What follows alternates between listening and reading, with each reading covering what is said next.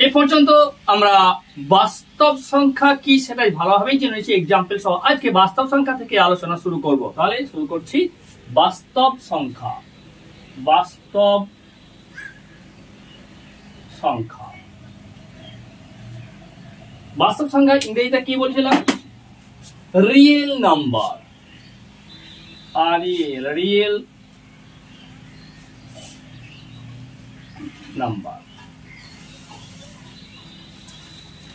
এই real number আমাদের জানা হয়ে গেছে। এই রিয়েল নাম্বারটা আবার দুটো ভাগে বিভক্ত, অর্থাৎ রিয়েল নাম্বার দুই ধরনের।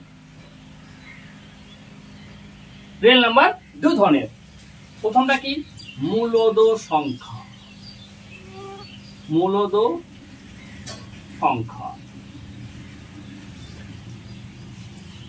Rational number. RATIONAL, rational number.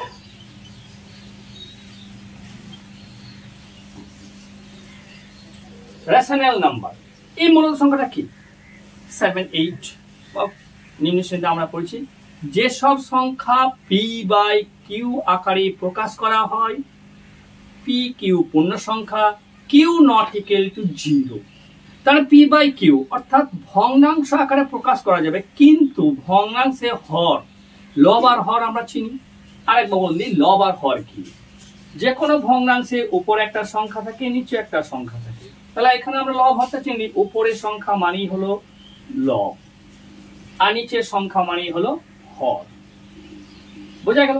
এখন মূলদ সংখ্যা বলা হয়েছে p/q আকারে, p/q।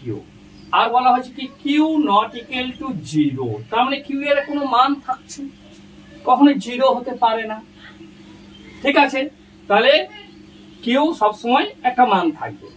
তাহলে বোঝা গেল 1/3 এই যে বলা হলো, এই যে 1/3 এ কিন্তু একটি মূলদ সংখ্যা, অর্থাৎ হর এমন একটি বিষয় যার অস্তিত্ব থাকবে মূলদ সংখ্যার ক্ষেত্রে।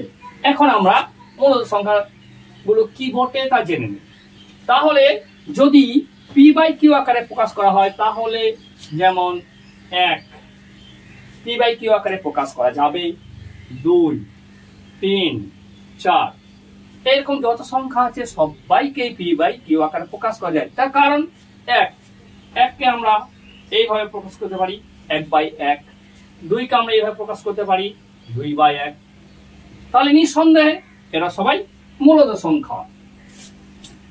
এবার দেখা যাক অন্যান্য মূলদ সংখ্যা।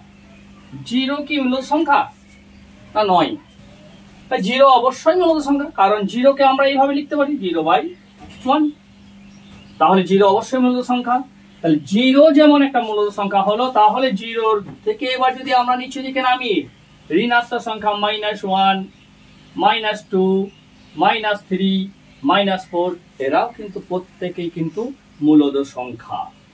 অনুরূপ ভগ্নাংশ আকারে প্রকাশ করার সংখ্যাগুলো তো বটেই, 1/2, 3/4, 2/5 এরা সবাই মূলদ সংখ্যা, কারণ q এর মান আছে। ঠিক অনুরূপ -1/2, -3/4 এরকম সংখ্যাগুলো হচ্ছে মূলদ সংখ্যা। এরা তো সবই q এর মান রয়েছে, অস্তিত্ব আছে, তাহলে নো ডাউট এরা সবাই মূলদ সংখ্যা। এছাড়াও যদি আমরা মূলদ সংখ্যা যদি বলি √16, এই কি একটা মূলদ সংখ্যা? অবশ্যই মূলদ সংখ্যা। কারণ কি √16 কে যদি বর্গমূল করি তাহলে √16 ইকুয়াল টু পাবো আমরা 4। 4 তো একটা মূলদ সংখ্যা। বোঝা গেল? তাহলে মূলদ সংখ্যা হলো সেই সংখ্যা যেগুলো p/q আকারে প্রকাশ করা হয় এবং q not equal to 0। তাহলে আশা করি মূলদ সংখ্যা সম্পর্কে কোনো জড়তা রইল না। আমি একটা কথাই বলেছিলাম যে আমি এমন ভাবে অঙ্কগুলো পরিবেশন করব যাতে যে অঙ্ক জানে না, যার অঙ্কের ভীতি আছে, যা অঙ্ক ভালো লাগে না তাকেও কিন্তু ভালো লাগবে। আশা করি যদি মন দিয়ে দেখো তাহলে মূলদ সংখ্যা সম্পর্কে আশা করি কোনো মন্তব্য নেই। যদি কোনো রকম কোনো মন্তব্য থাকে বা কোনো প্রশ্ন থাকে আমাকে অবশ্যই তোমরা কমেন্ট করে জানাবে, এর উত্তর অবশ্যই দেবো। এর পরের দিন আমরা দ্বিতীয় ভাগটা করেই রাখি, দ্বিতীয় ভাগটা আমরা আলোচনা করব। দ্বিতীয় ভাগটা কি? বাস্তব সংখ্যা, সেটা নাম হচ্ছে অমূলদ সংখ্যা। অমূলদ সংখ্যা এটা পরের দিন আমরা আলোচনা করব। Thank you.